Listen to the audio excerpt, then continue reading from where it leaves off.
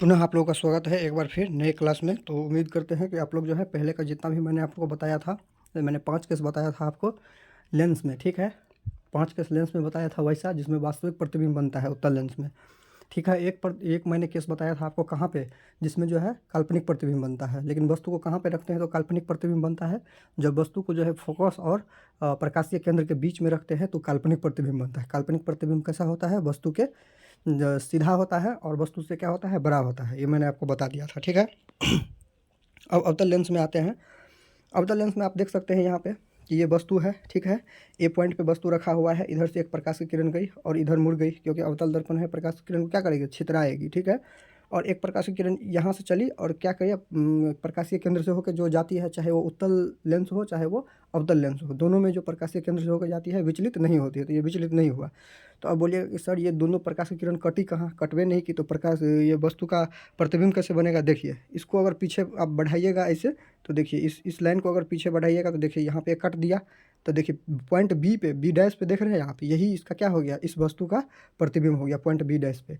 जिस देखिए मुख्य अक्ष के जिधर वस्तु है उधर ही प्रतिबिंब बना, तो ये क्या हो गया, ये हो गया आपका काल्पनिक प्रतिबिंब हो गया। क्योंकि आप देखिए यहाँ पे टूटा हुआ लेंस से इसको इसीलिए दिखाया गया है, देख रहे हैं आप, टूटा हुआ लेंस से इसीलिए इसको दिखाया गया है। तो और काल्पनिक प्रतिबिंब का क्या क्या विशेषता होता है, ये सारी यहाँ पे मैंने आपको लिख दिया। काल्पनिक होता है, सीधा होता है, ठीक है। वस्तु की दूरी कैसे नापते हैं ये मैंने आपको बता दिया कि वस्तु की दूरी को क्या बोलते हैं, यू बोलते हैं। कहाँ से लेंस में कहाँ से नापते हैं, प्रकाशीय केंद्र से नापते हैं, ठीक है। वस्तु की दूरी को यू बोलते हैं। प्रतिबिंब की दूरी को क्या बोलते हैं, भी बोलते हैं। कहाँ से नापते हैं ये मैंने आपको बता दिया। प्रतिबिंब की दूरी को कहाँ से नापेंगे, कहाँ से नापेंगे, क्या कहते हैं, प्रकाशीय केंद्र से ही नापेंगे, ठीक है।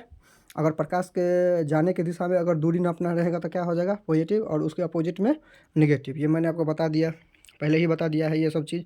ये भी देखिए चिन्ह परिपाटी भी मैंने आपको पहले ही बता दिया कि अगर दायां साइड में रहेगा, दायां साइड क्या हो गया, खाने वाला हाथ साइड, तो इधर रहेगा तो पॉजिटिव होगा और इसके इधर रहेगा तो क्या हो जाएगा, निगेटिव रहेगा। देखिए दायां साइड में पॉजिटिव और बायां साइड में क्या हो जाएगा, निगेटिव रहेगा, ठीक है। जहाँ पे मैंने आपको बता दिया कि उत्तल लेंस की फोकस दूरी जो है धनात्मक ऋणात्मक, ये बहुत बढ़िया से आपको एक्सप्लेन करके बता दिया। ये भी आप लोग जो है याद रखिएगा। ये जितना भी पॉइंट लिखा हुआ है यहाँ पे सारा ऑब्जेक्टिव है, ठीक है। ये आप लोग जो है ज़रूर ही याद रखिएगा, क्योंकि आप लोगों का जो एग्ज़ाम होता है ऑब्जेक्टिव बेस होता है। ऑब्जेक्टिव का बहुत वहाँ पे जो है वेटेज रहता है। तो आप इस सब पॉइंट को ज़रूर याद रखिएगा, क्योंकि ये डायरेक्ट आपको पूछे जाएंगे, ठीक है। यहाँ पे देखिए कि दर्पण ये यहाँ पे लेंस का फार्मूला जो है, यही मैंने आपको उस दिन बताया था कि 1 माइनस भी minus 1 minus U equal to 1/f, ठीक है। यही मैंने आपको बताया था, यही इसको प्रूफ करना है, ठीक है। ये एक दर्पण फार्मूला होता है 1/v 1/u equal to 1/f। ये यहाँ पे क्या है, 1/v minus 1/u equal to 1/f। ये क्या है, ये हो गया आपका लेंस का फार्मूला, ठीक है। जैसे दर्पण फार्मूला प्रूफ किए थे वैसे ही लेंस फार्मूला प्रूफ करना है। आप लोग को लिखना कैसे है देख लीजिए। माना कि एम और एम डैश एक उत्तल लेंस है, उत्तल लेंस में प्रूफ कर रहे हैं। एम और एम डैश एक लेंस है जिसका प्रकाशीय केंद्र ओ है, वो लिखा हुआ है यहाँ पे, देख रहे हैं आप लोग। और मुख्य अक्ष जो देख रहे हैं वो है प्रकाशीय केंद्र, और मुख्य अक्ष स्थित कोई वस्तु ए बी है। और देखिए मुख्य अक्ष पे कोई वस्तु ए बी, यहाँ पे देख लीजिए, मैं सारा पॉइंट आउट करते जा रहा हूँ। वास्तविक और उल्टा प्रतिबिंब ए बी डैश बनता है, देखिए ए और बी डैश यहाँ पे बनता है। देखिए वस्तु कहाँ पे है, ये हो गया आपका वक्रता केंद्र और ये हो गया अनंत, अनंत हो गया। तो अनंत और वक्रता केंद्र के बीच में है वस्तु, तो प्रतिबिंब कहाँ बनेगा, ये वक्रता केंद्र और फोकस के बीच में बनेगा। देख लीजिए यहाँ पे ये फोकस हो गया, ये वक्रता केंद्र हो गया, इसके बीच में बना। और कैसा प्रतिबिंब बनेगा, क्योंकि उत्तल लेंस है तो यहाँ पर क्या बनेगा, वास्तविक और उल्टा प्रतिबिंब बनेगा, ठीक है। और ये वस्तु की अपेक्षा में क्या होगा, वस्तु की अपेक्षा में छोटा होगा, ठीक है। ये आपको पहले बता दिया है, यहाँ पे बता दिया। अब आगे बढ़ते हैं। अब देखिए कौन कौन सा त्रिभुज का बात कर रहा है। देखिए मैंने आप लोगों को समरूप और सर्वांग में डिफरेंस बताया था, वही फिर से यहाँ पे समरूप आ गया। ये तो मैंने आपको पहले बता दिया, यहाँ पे मैं डायरेक्ट करूँगा, ठीक है। देखिए ए बी ओ, यहाँ पे ए देखिए, यहाँ पे ए, यहाँ पे बी। मैं पॉइंट आउट करते जा रहा हूँ, आप लोग को गौर से देखना है जिससे आपको परेशानी नहीं हो लिखने में। देखिए ए बी ओ लिखा हुआ है, तो ए ये हो गया, ठीक है। सॉरी, एक मिनट रुक जाइए, एक मिनट रुक जाइए। देखिए ये ए हो गया, सॉरी यार, ए हो गया और बी हो गया और ओ हो गया। तो A B O, A B O, A B, यहाँ पे बी और यहाँ पे क्या है, ओ है। तो ए बी ओ त्रिभुज देख लिए कौन है, ये त्रिभुज ए हो गया, ये त्रिभुज बी हो गया और ये ओ हो गया। तो ए बी ओ क्या हो गया, त्रिभुज ए बी और ओ। यहाँ पे देख लीजिए आप कौन सा त्रिभुज है, ये वाला त्रिभुज है ए बी ओ, समझ गए। अब देखिए A dash B dash O dash. अब A dash B dash O dash आपको दिखा रहे हैं। देखिए यहाँ पे ए डैश लिखा हुआ है, यहाँ पे देख लीजिए ये बी डैश है, ठीक है, ए डैश बी डैश और क्या है यहाँ पे ओ है, ए डैश बी डैश और ओ, ये हो गया, ठीक है, ये हो गया ओ। तो ए डैश बी डैश ओ देख लीजिए आप कौन त्रिभुज हो गया, ठीक है। अब देखिए ये दोनों त्रिभुज क्या है, समरूप है। तो समरूप है तो क्या हो जाएगा, आपको बताए हैं। देखिए चाहे इस साइड का लीजिए चाहे इस साइड का लीजिए, बात बराबर है, ठीक है। तो अभी यहाँ पे देखिए आप, यहाँ पे देखिए क्या लिए, ए और बी लिए, तो इधर भी क्या लेना है, ए बी लेना पड़ेगा। तो नीचे में लिए ए बी, बराबर किए, बराबर किए, यहाँ पे क्या लिए, ओ और बी लिए, तो यहाँ पे हमको क्या लेना है, ओ बी लेना पड़ेगा, तो ओ और बी लिए, ठीक है, ये हो गया। समरूप कैसे होता है ये सारा चीज़ मैंने आपको जो है जब दर्पण पढ़ा रहा था तो मैंने आपको बता दिया था, ठीक है। अब यहाँ पे देखिए एक त्रिभुज और है, डी ओ एफ टू। तो देखिए डी यहाँ पे ढूंढते हैं, कहाँ पे है, डी ओ एफ टू। देखिए डी यहाँ पे है ना, और ओ यहाँ पे है, और F2 देखिए कहाँ पे है, F2 देखिए यहाँ पे है। तो ये कौन सा त्रिभुज हो गया, ये वाला त्रिभुज हो गया, छोटकू त्रिभुज जो है ऊपर में वो हो गया है वो, ठीक है। देख लीजिए मैं आपको ये लाइन खींच के बता दे रहा हूँ ये क्या हो जा रहा है। यहाँ पे गौर से देखिएगा, मैं लाइन खींच के आपको बता रहा हूँ, देख लीजिए ये वाला त्रिभुज के बारे में मैं बोल रहा हूँ, ठीक है। डी ओ और F2, डी और F2 देख लीजिए, ए डैश बी डैश और F2। देखिए ए डैश ये रहा, बी डैश ये रहा, और F2 कौन है, ये रहा। तो कौन त्रिभुज हो गया, ये त्रिभुज हो गया, ठीक है। इस दोनों त्रिभुज के बारे में बात कर रहा है।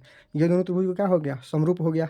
तो समरूप हो गया तो क्या हो जाएगा, इधर से ए बी लिया तो इधर से क्या लेना पड़ेगा, डी ओ लेना पड़ेगा। तो डी ओ लिया इधर से, फिर इधर से क्या लिया, F2 और बी डैश लिया, तो इधर से क्या लेना है, F2 और O लेना पड़ेगा, ठीक है।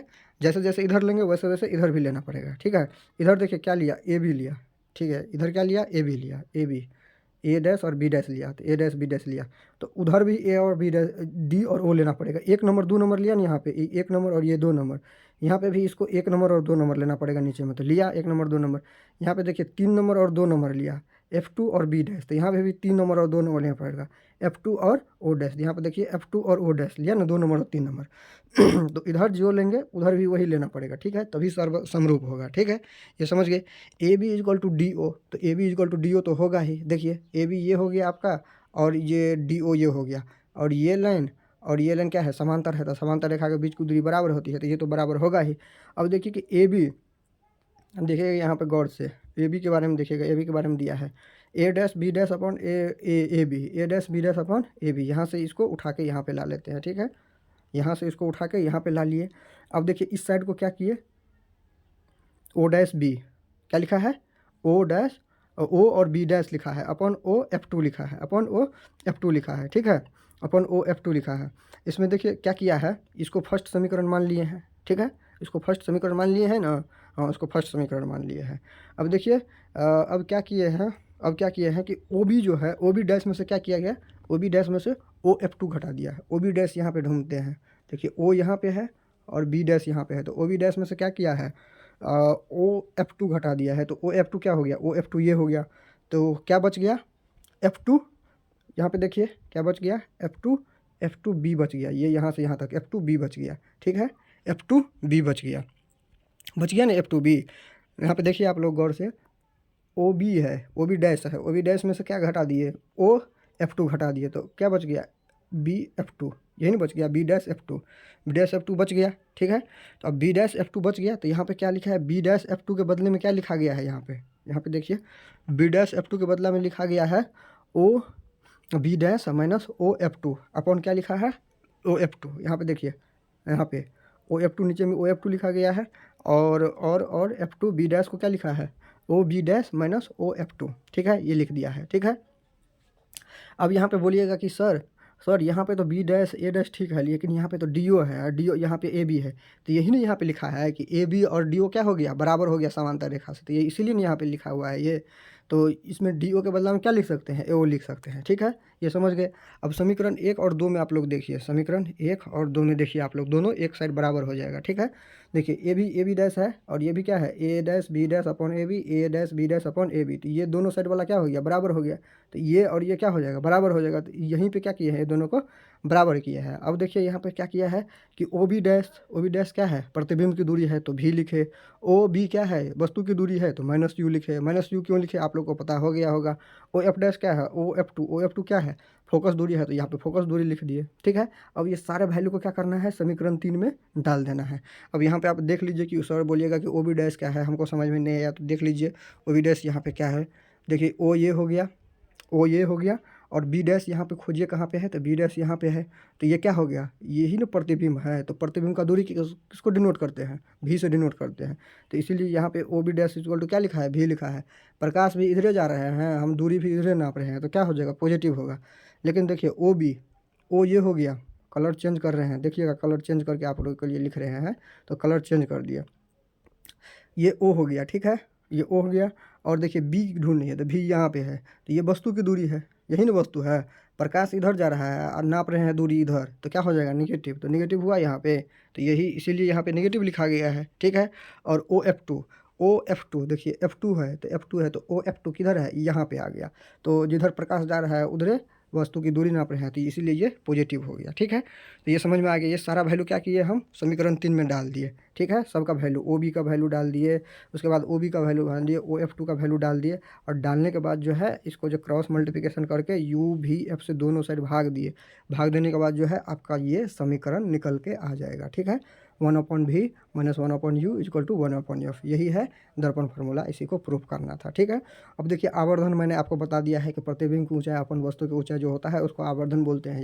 ये आपको दर्पण में भी बताया है, इसको m से डिनोट करते हैं, ठीक है। ये आपको पता होगा, m से इसको डिनोट करते हैं, ये मैंने आपको बता दिया है, तो ये आपको पता होना चाहिए ये सारी चीज़ें।